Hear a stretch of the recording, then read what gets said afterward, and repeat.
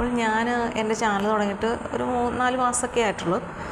ഞാൻ നേരത്തെ തന്നെ പറഞ്ഞു, ഞാൻ ആരോടും അങ്ങനെ റിക്വസ്റ്റ് ആയിട്ട് പോയിട്ടില്ല. എൻ്റെ ബന്ധുക്കൾക്ക് ആർക്കും എനിക്കിങ്ങനൊരു ചാനൽ ഉണ്ട്, എല്ലാവരോടും ഞാൻ ജസ്റ്റ് ഒന്ന് സൂചിപ്പിച്ചിട്ടുണ്ടെങ്കിലും പേരൊന്നും പറഞ്ഞു കൊടുത്തിട്ടില്ല. കാരണം അതൊക്കെ എൻ്റെ ഒരു എയിമുണ്ട്, അവിടെ എത്തിയതിന് ശേഷമേ പറയത്തുള്ളൂ എന്ന് കരുതിയാണ് മുന്നോട്ട് പോകുന്നത്. അപ്പോൾ ചാനലിൻ്റെ വിജയം എന്ന് പറയുന്നത് മോണിറ്റൈസേഷനാണ്. അപ്പോൾ അതെത്തുക എന്ന് പറയുന്നത് 1000 സബ്സ്ക്രൈബേഴ്സും 4000 മണിക്കൂറുമാണ് വേണ്ടത് ഒരു വർഷത്തിനുള്ളിൽ. അപ്പം ഒരു വർഷമാകാൻ താമസിക്കും തോറും നമുക്ക് നമ്മുടെ കയ്യിൽ നിന്ന് ഒരുപാട് ചിലവുണ്ടാകും. സ്വാഭാവികമായിട്ടും നമ്മൾ നെറ്റ് ചാർജ് ചെയ്യുമ്പോൾ അത് ഒരു എമൗണ്ട് നമ്മുടെ കയ്യിൽ നിന്ന് പോവും മാസം തോറും. അതാണ് വലിയൊരു ഇത്. പിന്നെ നമ്മളുടെ സമയം, നമ്മൾക്ക് നമ്മുടെ കണ്ടൻറ്റുകൾ, ഇതൊക്കെ ഇങ്ങനെ തീർന്നുകൊണ്ടേയിരിക്കുകയാണ്. അപ്പോൾ എത്രയും പെട്ടെന്ന് മോണിറ്റൈസേഷൻ ആകാനാണ് എല്ലാവരും ആഗ്രഹിക്കുന്നത്. അപ്പോൾ എന്നാലേ എന്തെങ്കിലും ഇനി വല്ലതും വരുമാനം കിട്ടുമോ എന്നൊക്കെ ചിന്തിക്കും. അപ്പോൾ ഇത് മനസ്സിലാക്കിക്കൊണ്ട് കുറേ യൂട്യൂബേഴ്സ് ഉണ്ട്, ഇതെങ്ങനെയൊക്കെ നേടാം, മറ്റാരും പറയാത്ത കുറേ കാര്യങ്ങൾ ഞാൻ പറഞ്ഞുതരാം, ഇതങ്ങനെ ചെയ്യൂ, അങ്ങനെ ചെയ്താൽ ഇതിങ്ങനെ ആവും. അപ്പം എന്നെ സംബന്ധിച്ച് എനിക്കിതൊന്നും അങ്ങനെ വലിയ വശമില്ല ഇതിനെക്കുറിച്ച്. ഈ ഒരു കുറേ ക്രൈറ്റീരിയ ഇങ്ങനെയാണ് എന്നറിയാം എന്നല്ലാതെ അത് കിട്ടാൻ കുറുക്കു വഴി അല്ലെങ്കിൽ അതിൻ്റെ എന്തെങ്കിലുമൊക്കെ എളുപ്പമാർഗ്ഗങ്ങൾ അങ്ങനെക്കുറിച്ചൊന്നും എനിക്കറിയില്ല. അതായത് നേരായ മാർഗ്ഗങ്ങൾ പോലും അത് കുറച്ച് എനിക്ക് അറിയാത്തതുണ്ട്. പിന്നെ എനിക്കിത് അവരുടെ ചാനലുകളൊന്നും നോക്കിയിരിക്കാൻ സമയവും കിട്ടുന്നില്ല എന്ന് മനസ്സിലാക്കിയെടുക്കാൻ.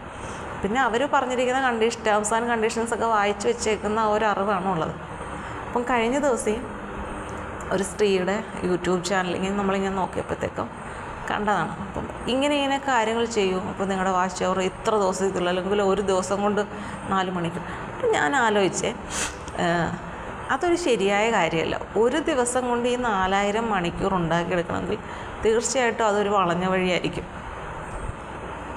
അപ്പം ആ വളഞ്ഞ വഴി എന്താണെന്ന് നോക്കാം. കാരണം ഇങ്ങനെയുള്ള വളഞ്ഞ വഴി എന്തൊക്കെയാണെന്നും പറഞ്ഞുകൊണ്ട് തന്നെ യൂട്യൂബിൽ വീഡിയോ ഇട്ടിട്ടുണ്ടെന്ന് യൂട്യൂബുകാർക്കും അറിയാമല്ലോ. അതാണ് ആദ്യം നമ്മൾ ചിന്തിക്കേണ്ടത്. അപ്പോൾ അവരും കണ്ടെത്തുമല്ലോ ഇങ്ങനെയൊക്കെ ചെയ്തിട്ടാണ് ഇന്ന ആൾ ഈ ഇത്രയും മണിക്കൂർ ആക്കിയിട്ടുള്ളത് എന്ന് യൂട്യൂബിന് മനസ്സിലാവാതിരിക്കാൻ അവിടെ ഇരിക്കുന്ന ഒരു പൊട്ടന്മാരും ഒന്നും അല്ലല്ലോ എന്ന് ഞാൻ ചിന്തിച്ചു. എങ്കിലും ഞാനെന്ന് ചിന്തിച്ചു, ഈ സ്ത്രീ എന്താണ് ഈ പറയുന്നത് എന്ന് കരുതി.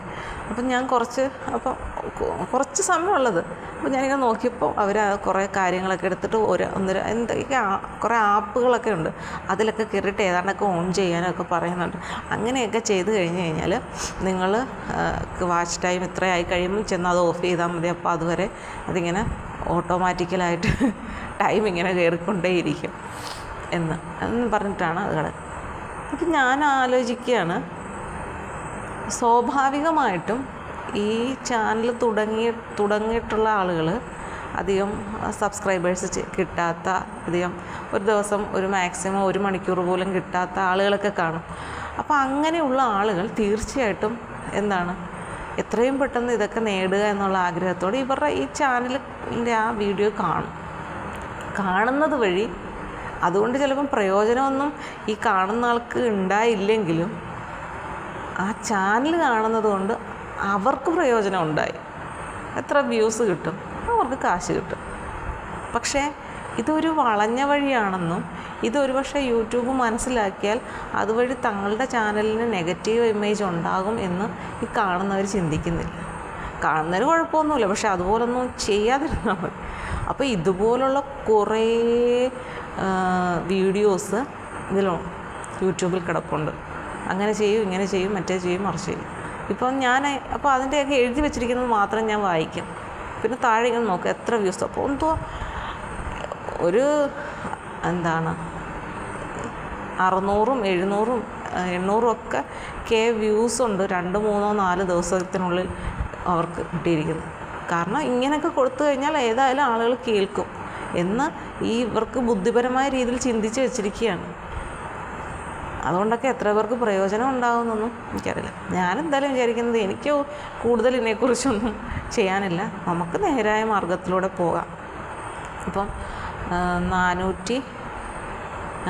85 മറ്റോ ആയി സബ്സ്ക്രൈബേഴ്സായി. അപ്പോൾ ഹാഫ് മോണിറ്റൈസേഷൻ ആകാൻ വേണ്ടിയിട്ട് 500 സബും 3000 വാച്ച് അവറുമാണ് പറഞ്ഞിരിക്കുന്നത്. 3000 വാച്ച് അവർ എന്ന് പറയുന്നത് പെട്ടെന്നൊന്നും നടക്കുന്ന കാര്യമല്ല. അപ്പം ഞാൻ ചിന്തിച്ചത് ഒരു 500 എന്നുള്ളതാവുമല്ലോ. അത് കഴിയുമ്പോഴത്തേക്ക് എൻ്റെ അടുത്ത് കുറേ പേര് ചോദിച്ചിട്ടുണ്ട് എൻ്റെ ചാനലിൻ്റെ കുറിച്ച്, പേരൊക്കെ എൻ്റെ ബന്ധുക്കളൊക്കെ. അപ്പോൾ ആരെങ്കിലുമൊക്കെ വേണമെന്നുണ്ടെങ്കിൽ ഇന്നതാണ് പേര്, കിട്ടിയാൽ നിങ്ങൾ കണ്ടെത്തിക്കോളൂ എന്ന് പറഞ്ഞ് അവർക്ക് ആ പേര് കൊടുക്കണം എന്ന് ഞാനിങ്ങനെ കരുതുകയാണ് അല്ലേ. അപ്പം നമ്മളുടെ കുറേയധികം ഭാഗം ചെയ്തു വെച്ചേക്കാം. എൻ്റെ അനിയന് പോലും ഞാൻ പേര് പറഞ്ഞു കൊടുത്തിട്ടില്ല. അതാണ് എൻ്റെ ഒരു ഹൈലൈറ്റ് എന്ന് പറയുന്നത്.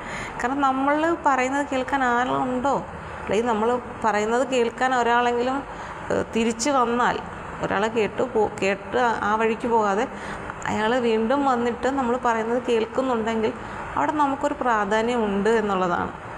അപ്പോൾ അങ്ങനൊരു പ്രാധാന്യം എനിക്കുണ്ടെങ്കിൽ മാത്രം ഞാൻ മറ്റുള്ളവരെ അറിയിച്ചാൽ മതിയല്ലോ. അല്ലാതെ വെറുതെ ഓരോ ചാനലൊക്കെ എന്തൊക്കെയാണോ അവിടെ നടക്കുന്നത്, ചിലർ പറയുന്നതൊന്നും മനസ്സിലാവുന്ന പോലുമില്ല എന്താണ് ഇവർ പറയുന്നതെന്ന്. കഴിഞ്ഞ ദിവസം ഞാനൊരു കവിത വായിച്ചതുപോലെ ഇരിക്കും. ആ കവിക്ക് പോലും അറിയത്തില്ലായിരിക്കും അവരെന്താ എഴുതി വെച്ചിരിക്കുന്നതെന്നുള്ളത്. ആ ഒരു രീതിയിലൊരു കവിത ഞാൻ വായിച്ചു. അതിനെതിരെ ഞാനപ്പോൾ ഒരു കവിത എഴുതി വെച്ചു, ഇതെന്താണെന്നുള്ള രീതിയിൽ. പ്രസിദ്ധീകരണത്തിനൊന്നുമല്ല, പിന്നെ ഞാൻ എഴുതിയ കവിതകളെല്ലാം ചേർത്ത് നാളെ ഒരു ബുക്കുണ്ടാക്കാം എന്നൊക്കെ ഇങ്ങനെ കരുതുന്നുണ്ട്. അതൊക്കെ ആ വഴിക്ക് പോട്ടെ. എന്തായാലും എളുപ്പമാർഗത്തിലൂടെ എന്ന രീതിയിൽ നമ്മളെ ആര് സമീപിച്ചാലും അതിൻ്റെ പിന്നിലൊരു അപകടമുണ്ടെന്നുള്ള കാര്യം ഓർത്തിരിക്കുക. ഇന്ന് ഈ പാതി വില തട്ടിപ്പ് കേസെന്ന് പറഞ്ഞിട്ട് ഇന്നും അതിനെക്കുറിച്ചൊക്കെ പത്രത്തിലുണ്ട്.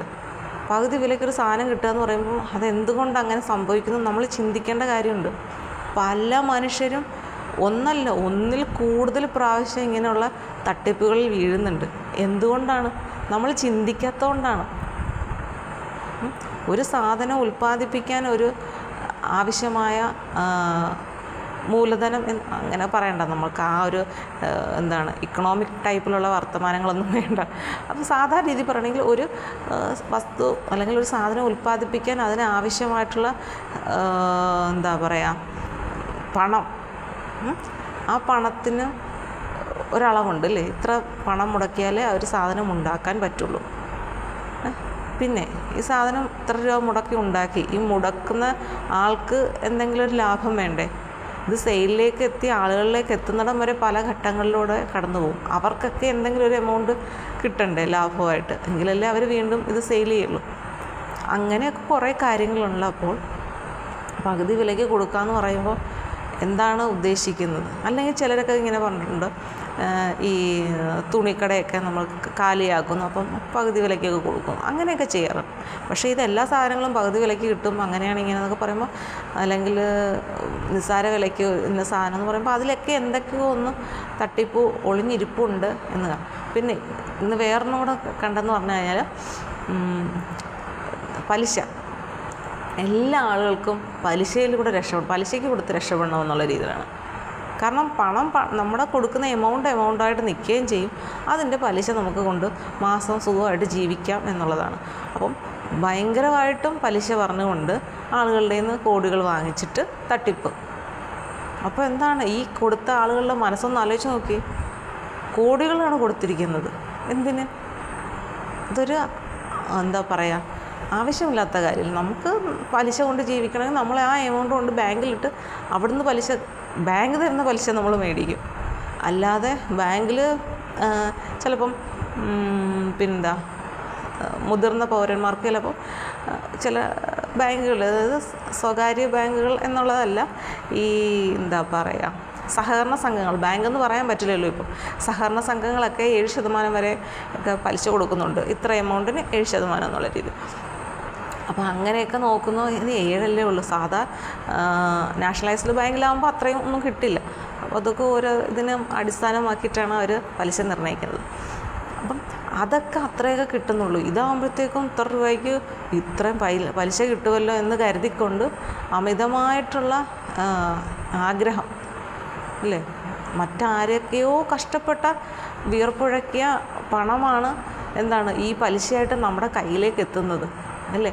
അതിന് വിയർപ്പിൻ്റെ ഗന്ധമുണ്ട്, അല്ലെങ്കിൽ അവരുടെ കഷ്ടപ്പാടിൻ്റെ വലിയ ഗന്ധമുണ്ട്. അവർക്ക് എന്തെങ്കിലും ഒരു അത്യാവശ്യത്തിനായിരിക്കാം ഇത്തരത്തിൽ കൊള്ള പലിശയ്ക്ക് അവർ പിന്നെ പൈസ വാങ്ങുന്നത്, അല്ലേ? അപ്പോൾ അങ്ങനെ വാങ്ങിയിട്ട് അത് പിന്നെ കൊണ്ടുവന്ന് നമ്മൾ ഉപയോഗിക്കുമ്പോൾ അത് കുറച്ചെങ്കിലും ഒരു മനുഷ്യത്വം ഉണ്ടാവുന്ന രീതിയിലും കൂടെ ആവണം എന്ന് നമുക്ക് ചിന്തിക്കാം. പലിശ വാങ്ങിക്കേണ്ട എന്നല്ല, പലിശ വാങ്ങിച്ച് തന്നെയാണ് പലരും ഇന്ന് വലിയ രീതിയിലൊക്കെ ജീവിക്കുന്നത്. പക്ഷേ എവിടെയെങ്കിലുമൊക്കെ ഒരു പാളിച്ചകൾ അവർക്കൊക്കെ വന്നിട്ടുണ്ട്. പലിശ വാങ്ങിക്കേണ്ട എന്നല്ല. ഇപ്പം നമ്മൾ സ്വർണം പണയം വയ്ക്കുന്നു, പലിശ മേടിക്കുന്നു. ബാങ്കുകളുടെയൊക്കെ നിലനിൽപ്പൊക്കെ ഇങ്ങനെയൊക്കെ തന്നെയാണല്ലോ, പലിശയിലൂടെയൊക്കെയാണ് അവരുടെ നിലനിൽപ്പ്. അപ്പോൾ പലിശ വാങ്ങിക്കുന്നതിന് പക്ഷെ ഒരു പരിധിയുണ്ട്. അപ്പം അതിൽ കൂടുതലും ബാങ്കുകളിൽ നിന്നൊക്കെ കിട്ടുന്നതിൻ്റെയൊക്കെ 3, 4 അല്ലെങ്കിൽ 10 ഇരട്ടി പിന്നെ കിട്ടുമെന്ന് പറഞ്ഞുകൊണ്ട് ആരെങ്കിലും സമീപിച്ചു കഴിഞ്ഞാൽ ഉള്ള മുതൽ മുഴുവൻ അവർക്കെടുത്ത് കൊടുത്തിട്ട് ലാസ്റ്റ് മുതലും ഇല്ല പലിശയും ഇല്ലാത്ത അവസ്ഥയിലേക്ക് വരികയും ആത്മഹത്യയിലേക്ക് പോകുന്നതൊക്കെ ഉണ്ട്, സംഭവിക്കുന്നുണ്ട്. അപ്പം എല്ലാത്തിനും ഒരു പരിധിയുണ്ട്. ആഗ്രഹങ്ങൾക്കും ഇത്തരത്തിലുള്ള ആഗ്രഹങ്ങൾക്കും ഒരു പരിധി നിർണ്ണയിക്കണം നമ്മൾ. ഒരുപാടങ്ങ് ആളുകളിൽ നിന്ന് കിട്ടുന്നത് സ്വീകരിക്കാം എന്ന് കരുതുന്നത് ശരിയല്ല. അല്ല, എല്ലാവരും അധ്വാനിച്ച് തന്നെയാണ്, ഒരുപാട് കഷ്ടപ്പെട്ടിട്ടാണ് നമ്മൾ എല്ലാവർക്കും കയ്യിലേക്ക് വരുമാനം ഉണ്ടാകുന്നത്, അല്ലേ? അപ്പോൾ അത് നമ്മൾ മനസ്സിലാക്കി ജീവിക്കുക. അപ്പം അങ്ങനെ ഒരുപാട് തട്ടിപ്പുകളിലൊന്നും നമ്മൾ അങ്ങനെ പോയി വീഴില്ല, അല്ലേ? തട്ടിപ്പുകൾക്ക് ഇരയാകുന്നവരെല്ലാം കാശുള്ളവർ തന്നെയാണ് കൂടുതൽ. ചിലരെന്ത് ചെയ്യും, അതുവരെ കഷ്ടപ്പെട്ടത് ആർക്കും കൊടുക്കാതെ വളരെ ഭദ്രമായിട്ട് സൂക്ഷിച്ച പൈസയൊക്കെ ആയിരിക്കും ഇങ്ങനെയുള്ള കൊള്ളലാഭം പ്രതീക്ഷിച്ചു കൊണ്ടിരുന്നത്. അങ്ങനെ പോകുന്ന ഒരുപാട് മനുഷ്യരുണ്ട്. ചിലപ്പം മകളെ കെട്ടിക്കാനായിട്ട് സുരുക്കുട്ടിയതൊക്കെ ആയിരിക്കും, പെട്ടെന്ന് കുറേ കാശൂടെ കിട്ടുമല്ലോ എന്ന് വിചാരിച്ച് കൊണ്ടുപോയി കൊടുക്കും, ഉള്ളതും ഇല്ലാതാവും. അങ്ങനെയുള്ളൊക്കെ സംഭവങ്ങളുണ്ട്. അപ്പം നമ്മൾ അമിതമായിട്ടൊന്നും ഇങ്ങനെയുള്ള കാര്യങ്ങളിലേക്ക് പ്രതീക്ഷയുമായി പോകരുത്. അങ്ങനെ ആരെങ്കിലും നിങ്ങളെ സമീപിക്കുന്നുണ്ടെങ്കിൽ തീർച്ചയായിട്ടും അതിൻ്റെ പിന്നിലൊരു കെണിയുണ്ട് എന്നെല്ലാവരും ഓർക്കുക. ഞാൻ ഉൾപ്പെടെയുള്ളവർ എപ്പോഴും അങ്ങനെയുള്ള കാര്യങ്ങളിൽ കരുതിയിരിക്കുക. ശരിയല്ലേ?